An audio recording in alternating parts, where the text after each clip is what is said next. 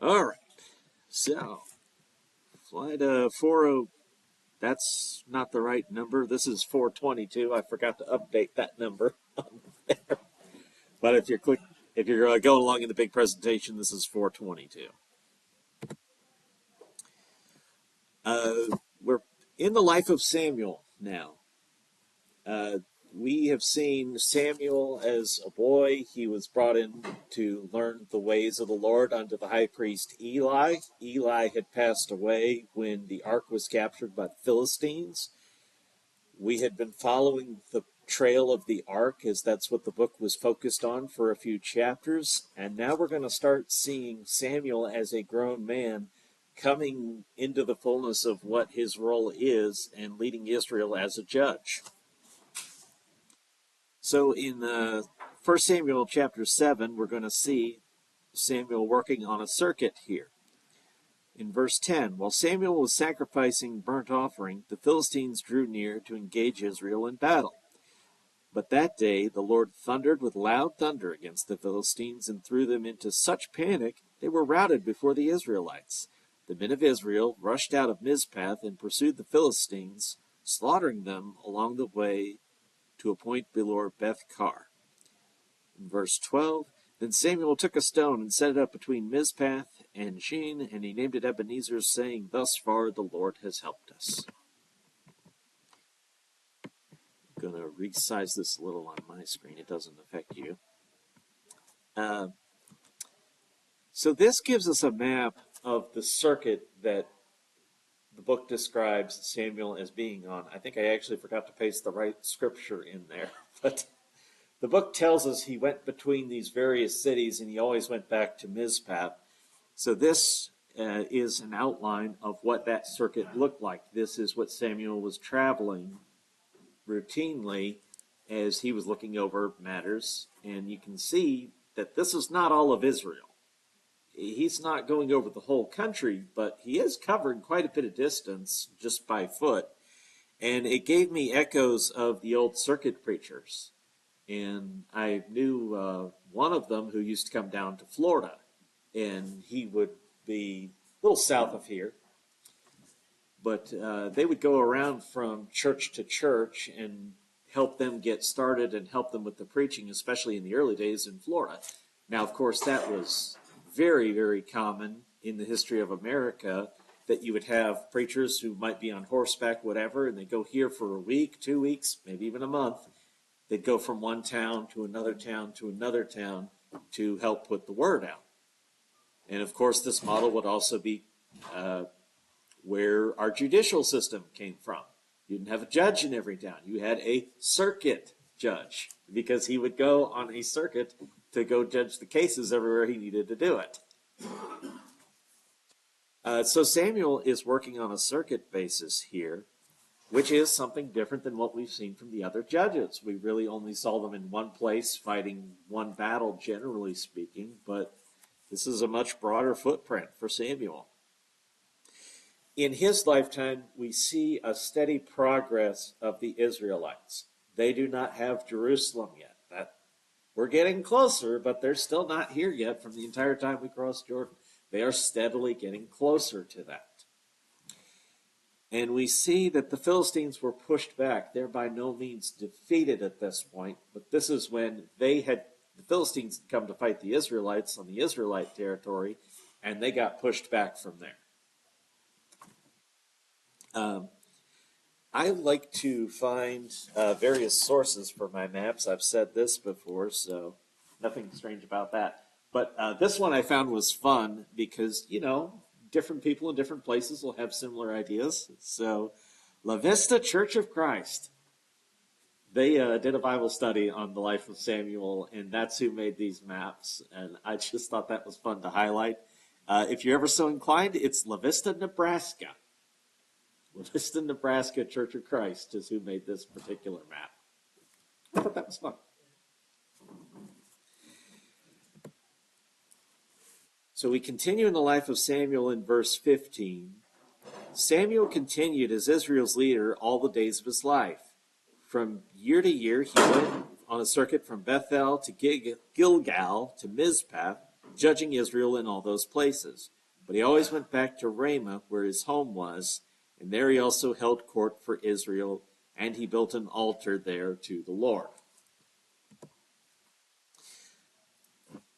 So let me back up a little bit since we described that. So this is the map that's outlining the places that he went to, and then Ramah is over here. That's where he's always going back to. That's home base for Samuel because that's where his family was from.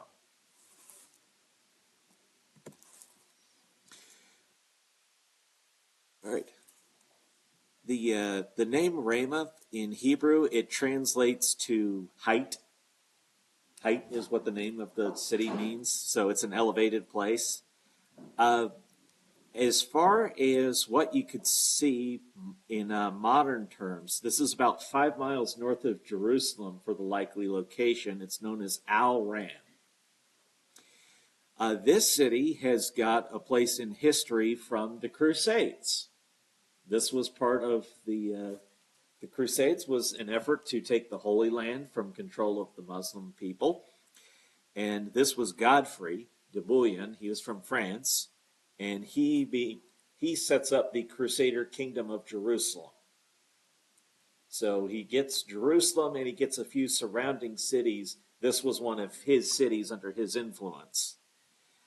In our modern times, there is a wall that separates Ramah from Jerusalem. You cannot walk between without going through a security checkpoint through this wall. And as you might guess, this gets contentious. So we talked about this is Hebrew for height. It's about 5 miles north of Jerusalem.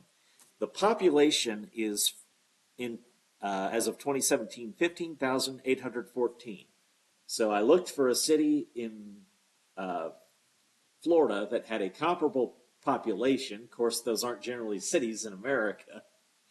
But the census designated, what do they call it? It's CDP is the initials for it. But it's a census designation for Fruitville is actually very similar at 15,000. What is that? I don't know. I'm probably not going to remember it, and it's going to bug me the rest of the day till I do, probably at lunch sometime. To see how this city has changed, I thought this was interesting. 1922, this would be the British Mandate.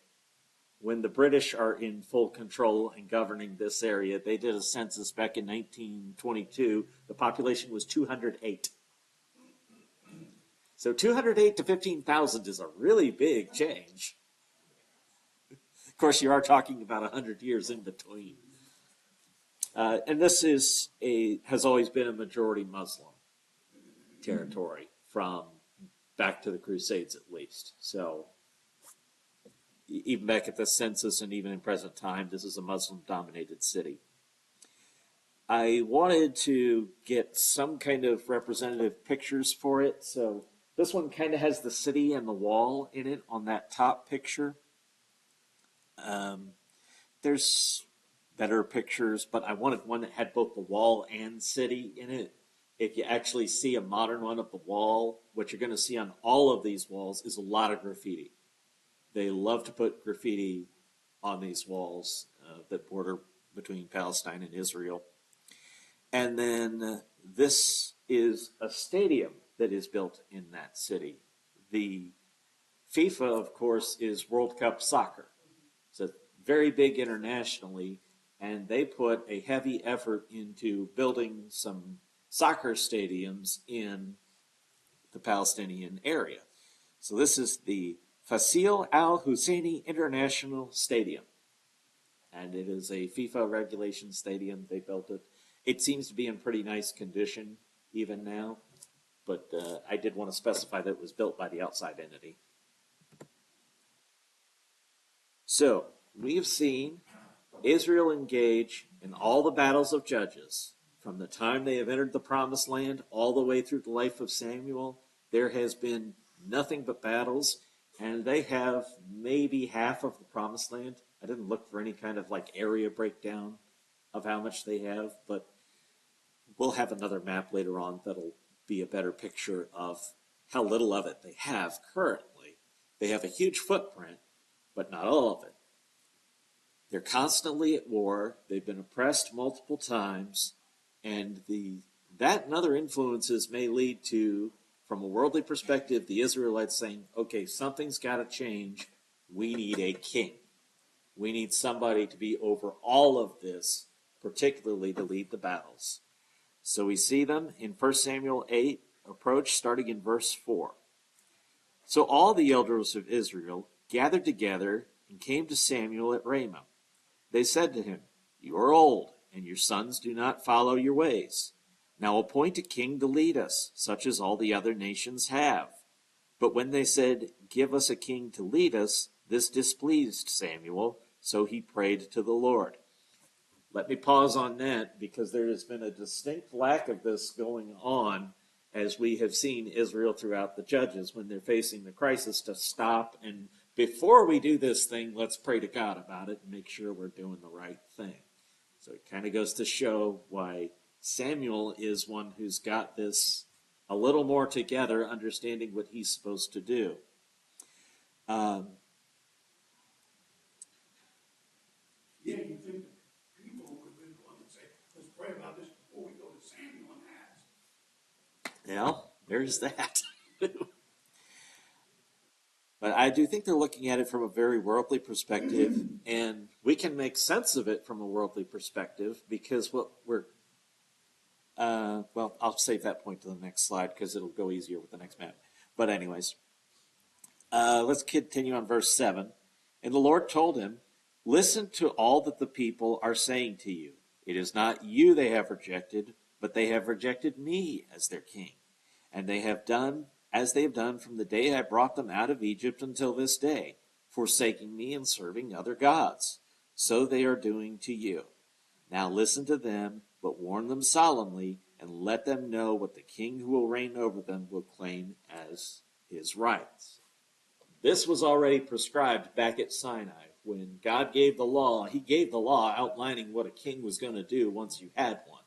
It wasn't neglect. It wasn't an oversight by God. They just weren't supposed to ask for one. Now they do, and he's saying, okay, refresh their memory before you do it on what exactly that means. And the other noteworthy thing here, I think, is what we see in verse 5. You are old, and your sons do not follow your ways. This is the eternal problem of Israel, is they aren't passing down this faith from one generation to the next. And we compliment Samuel. His sons are adults. They have their own free will, of course. But he has failed to impress upon them the importance of following God. He hasn't convinced them. Now, that's up to them, not him, but it is something you would think he would be especially sensitive to, having grown up around Eli, seeing Eli's sons be the problem that get him rejected. That led to the ark being captured. This is something he's got to have been sensitive about. And obviously he would have tried his best with his children, but somehow it just doesn't work. And this is the eternal struggle that we're seeing with the Israelites. Even good people are struggling to raise good children.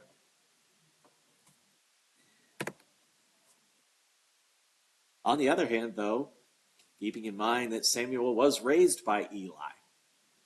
So what was Eli doing different with Samuel versus his own sons? Probably not much. And that's free will. So we know that Samuel is older. They're making a point of this. I don't think that's an insult. I think they're just saying you can't get around like you used to. Okay? Even at 40, I don't get around like I did at 20. It's different. He's probably not leading Israel in any battles at this point. They're showing a worldly concern. Their primary focus, what they brought up here, they didn't bring up worship. They said your sons don't follow your ways, but they didn't say we've got a problem, we're not worshiping God correctly. That wasn't the issue they raised. They raised the issue of war. They said we need a king to lead us at war. They've been in a constant state of war for nearly 400 years at this point. As we go through these chapters pretty quickly, sometimes that's hard to realize just how much time has passed. But we're talking about from fighting out of Egypt all the way till now. It's pretty close to 400 years. They still don't have the full promised land, and we know that Samuel's sons are not faithful. So, also, we've seen plenty of times in history outside the Bible who's going to be the next leader. Now, living in modern day America, we see some pretty feisty arguments over who the next leader is going to be every 4 years. In other countries historically, that has meant all out war. That we were going to war, people were going to die over this. This was going to be a horrible, awful thing. Who's going to be next in line? So, one of the appeals of a monarchy is it settles the question. You have a line of succession, and whoever's next up after the king, that's the next king. And the question's settled. That is one of the appeals of that system.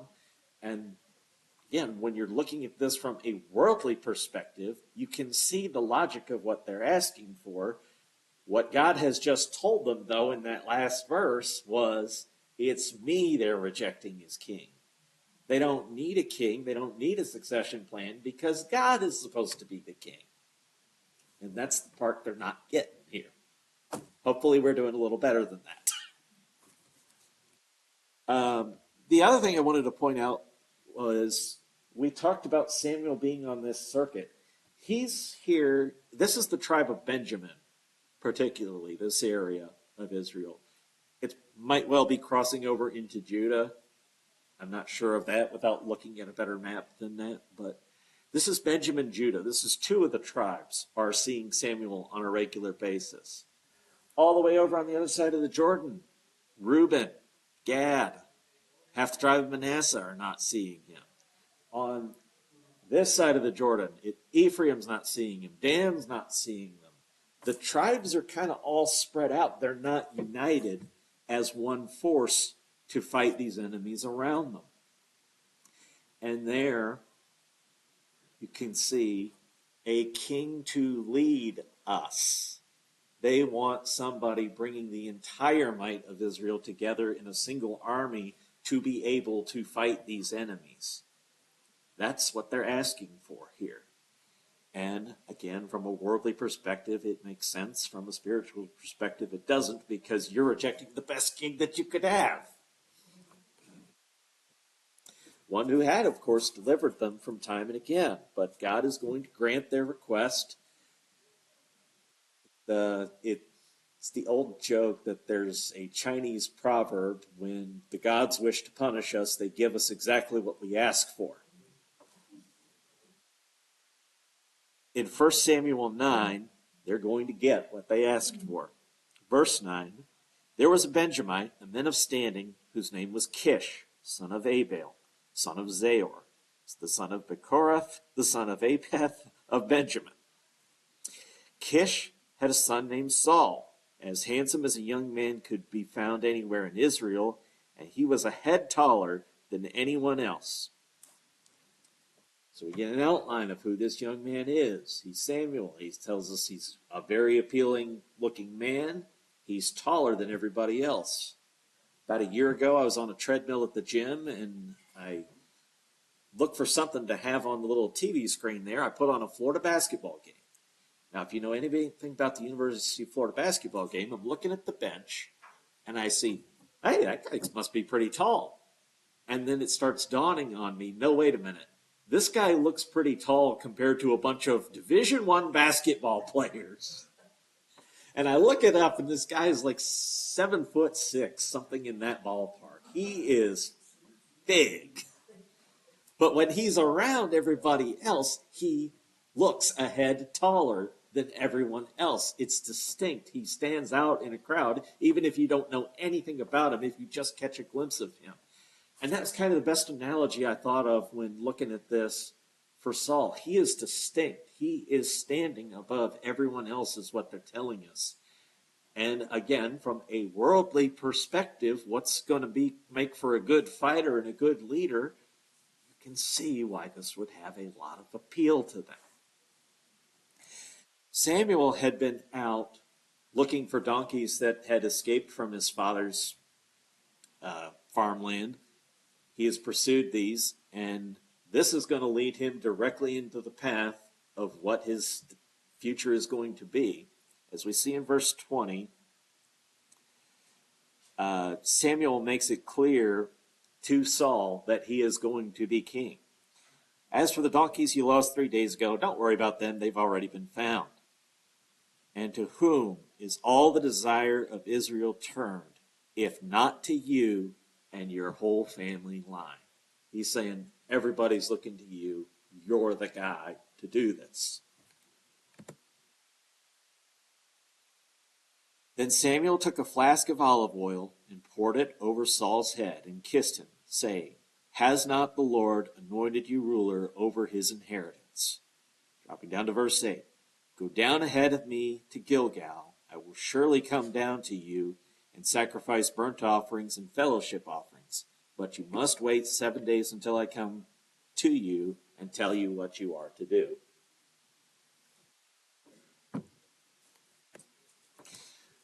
So Saul has been anointed king. Samuel tells him, you're the guy. He tells him to go down to Gilgal. Gilgal, of course, whenever we're saying down, we're talking about elevation.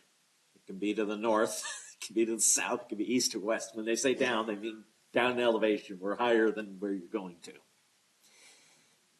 Gilgal is a hugely significant place in Israel history, particularly at this time. It have a lot of meaning to them. Gilgal is where the Israelites crossed over the Jordan. I was kind of trying to think what could we point to for maybe an analogous city, and the best I could think of was Plymouth Rock, where the Pilgrims landed. The start of the American journey is at Plymouth Rock. The start of the Israelites in the Promised Land is at Gilgal. This modern site for Gilgal is proposed to be north of Jericho. Of course, there is a Jericho now. It is not the same as historical Jericho. And I got an O instead of a space for some reason. There is more than one place that may have been known as Gilgal. So this is why you'll see various disputes on these things, is there could be multiple places that were known as the same thing, and there's often multiple proposed sites because nobody ever wrote down in stone, this is exactly the Gilgal that was mentioned in 1 Samuel 15. We don't have that. But if you want a tourist sign, there is one that tells you in Israel that, hey, turn right to go to Gilgal here.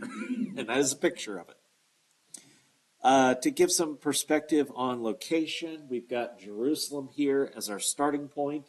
And then this is the site that they propose may have been Gilgal. So it would take you about 12 hours to walk that. This, of course, would be the northern part of the Dead Sea. So we're along the River Jordan here, but south of the Sea of Galilee. So Saul is going to be king. In chapter 10, verse 17, Samuel summoned the people of Israel to the Lord at Mizpah and said to them, this is what the Lord God of Israel says. I brought Israel up out of Egypt, and I delivered you from the power of Egypt and all the kingdoms that oppressed you. But you have now rejected your God, who saves you out of all your disasters and calamities. And you said, no, appoint a king over us. So now present to your Lord yourselves before the Lord by your tribes and clans. So see, I wasn't making any of that up. God's kept delivering them, but they're saying that's not enough. We want a king. Samuel is underlining the point to them, what they're doing here. In verse 24, Samuel said to all the people, do you see the man the Lord has chosen? There is no one like him among all the people. Then all the people shouted, long live the king. There's this moment of humility from Saul.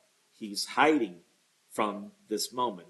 He's already been anointed by Samuel. This has not escaped his attention, what he has been picked for. And even right now, there's this moment of humility, perhaps fear, perhaps stage fright. Maybe he just doesn't like public speaking. Of course, they say that is the number one fear. But he doesn't rise to this occasion. They have to drag him out, present him in front of him. And then he is so perfect for what the people are looking for that they're instantly saying, "Long live the king." You just had a big red flag that he didn't want to do it. On the other hand, there is something to be said for usually the best people for the job are often ones who don't want to do it.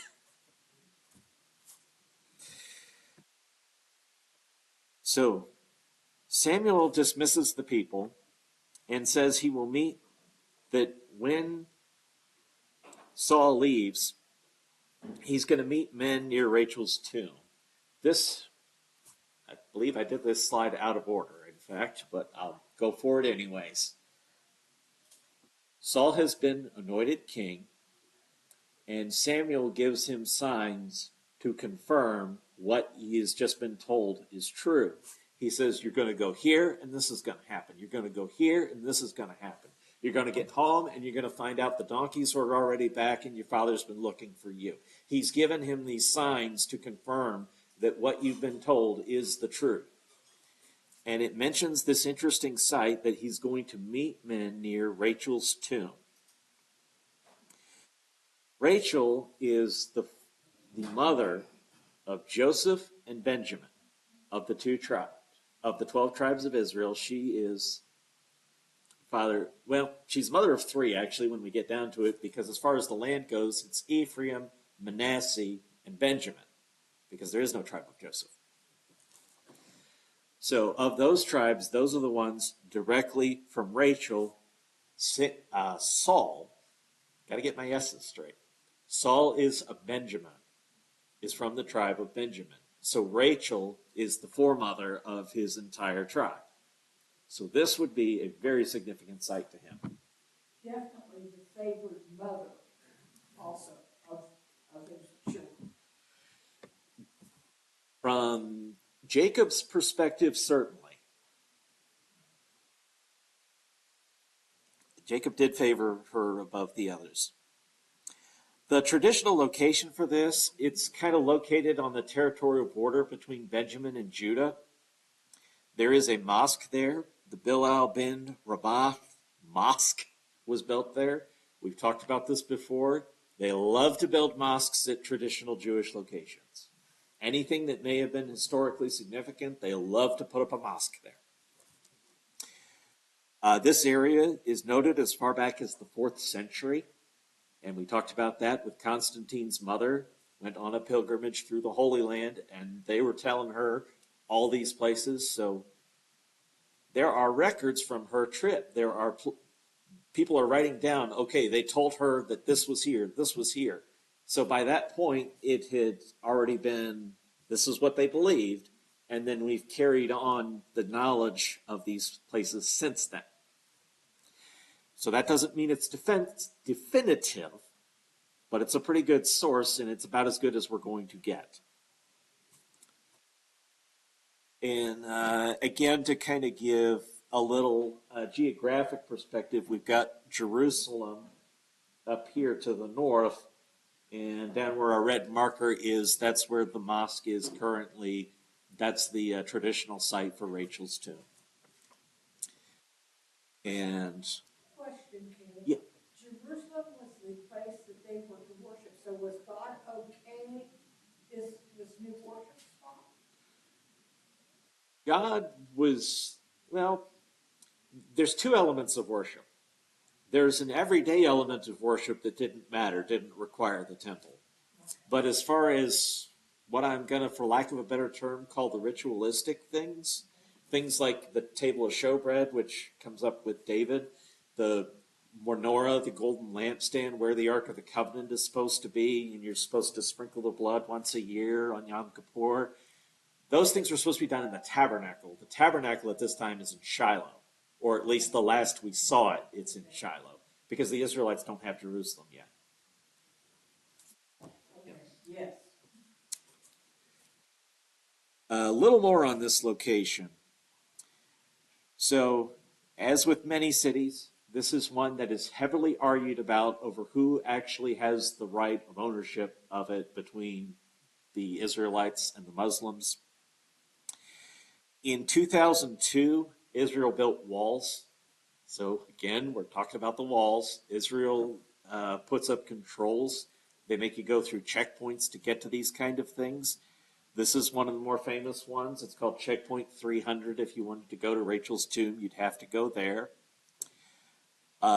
This has a website for Rachel's tomb, if you would like to look it up.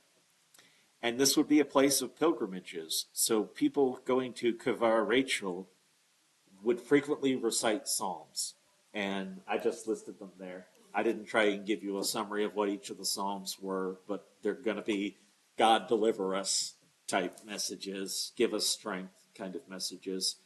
So you will have, these are all Jewish men who are going there to say their prayers, and they'll frequently have a book in front of them. They'll be reading the Psalms there as their prayer in this location to honor it. And what they're wearing indicates to us, I'm going to go with Orthodox for lack of a better term. These are very strict practicing religious Jews. These are not casual, yeah, I'm descended from somebody who was named Judah 4,000 years ago. No, these are people who believe in God, and they are there to pray to God. And yeah, I think I'm going to leave the battle stuff till next week. That's probably about our best pausing point. So I'll say thank you very much, and we'll end a couple minutes early.